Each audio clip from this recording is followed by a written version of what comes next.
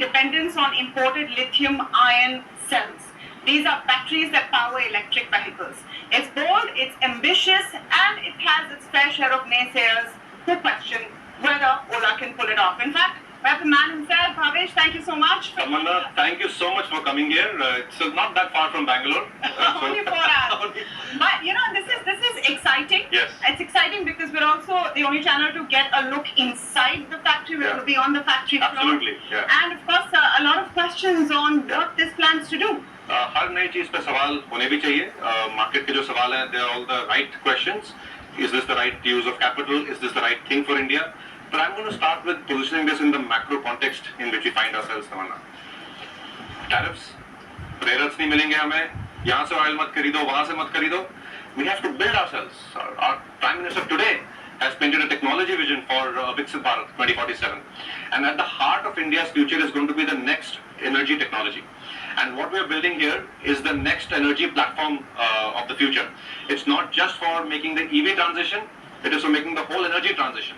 These cells, इतनी बड़ी factory में छोटे से cell निकलते हैं. But you can imagine then you need such a big process to really make those really high-tech cells. All the technology is built by us in-house, and we'll go through and I'll show you, we'll wear the suits, I'll show you how the process is so automated, so quality controlled, dust-proof rooms. And these cells go into EVs, they go into drones, they go into robots, they go into grid energy storage, जो solar के साथ लगती है. So this is the energy platform of the future, and India needs to have its own. And we are here today standing at India's first Giga factory. Fantastic. Let's go inside and take a look.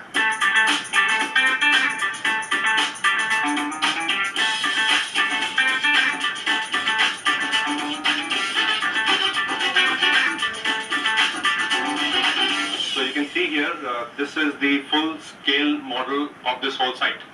And this vision that you see here is going to be 100 gigawatt hour. Just to contextualize that, today the world produces about 1500 gigawatt hour. Almost 80-90% of that is in China. So this site alone eventually will be 100 gigawatt hour. What are we starting with right now? So what we are starting with is this first block you see here. So in terms of 100 gigawatt hour, we're starting with 5. What you see today is 5, and the same building will scale up to 20, and then the 20 will scale up to 100. Okay. Yeah. Okay. So how long has it taken to build the entire facility? The facility took about a year, and then we put all the machines in. So for the last 1 year or 1.5 years, we've actually been fine-tuning our process. And the process goes through a lot of steps, and it's highly complex each step. And छोटा सा बनाने के लिए इतने सारे step लगते हैं. Yeah, of course. Of course. Yeah, the question is that why has India not been able to, when you started very well, because you talked about the importance of this in terms of tariffs, in terms of Atmanirbharta. The question is, why have we not been able to do it hence, thus far? What really is the problem? See, for India to make a big leap into this, we made a big leap into renewable generation. Yes. With solar, with wind, etc. Yes. The next phase of renewable is equally, if not more important, which is storage. And storage is more technology intensive, R&D intensive. And in general in India, we've taken the leap on manufacturing, but we're still early in the leap on R&D. Agreed. So that's why what you see here, a lot of it is, and you can see here the lines are producing, the cells are coming out. Right, so these are the finished cells, and when I'll take you inside, so we'll see actually किस तरह से वो material से cell बनता है इस पूरे line में. So it's very R&D intensive. All the technology we had to create in-house. So it took us also 4 or 5 years. You know, this is interesting you say that, because this is being seen as a good thing and as a bad thing. The negative in it I talk about first is the question that is coming, that since you're not doing this with any large partner that is established globally, will you be able to manage the efficiencies that others do have in this space? Well, we've been at it for 5 years now. When Ola Electric started 5 years ago, we started with our cell R&D.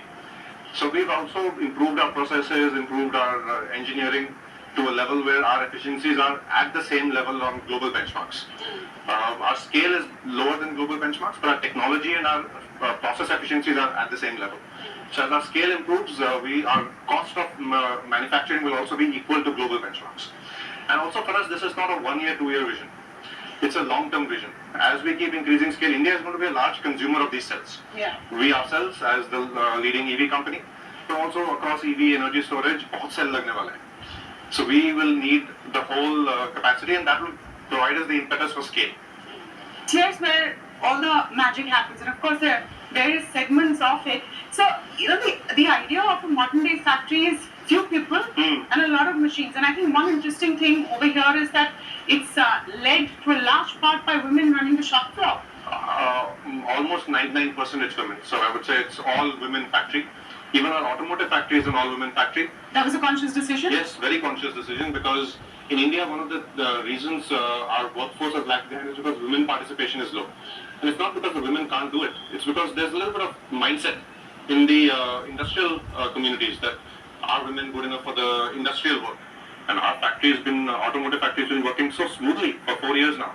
So we've scaled that up into the Giga factory, and the women are doing such good technical work. And if I can say this on camera, Tamanna, women are better than men at this work. You can say it on camera, off camera. I think it's true. They're more disciplined. They don't take random breaks, and they're more dexterous with their hands. Women are better hands than men. I hope I don't get into trouble for this. No, I don't think you will. Okay, so now of course we have to wear protective gear, right? When we're getting in. Because I'll tell you why we have to wear protective gear. This process of making the cell is extremely sensitive to moisture, to dust, and to any environmental impurities. So we have to cover our skins because our skins release moisture. Okay. So sweat, right? So we have to cover ourselves in these suits so that the ambient temperature inside remains at a very controlled level. Cell manufacturing is second only to semiconductor in terms of complexity. Semiconductor, you will see similar suits and similar clean rooms. So just like that for cell manufacturing. Okay, let's go.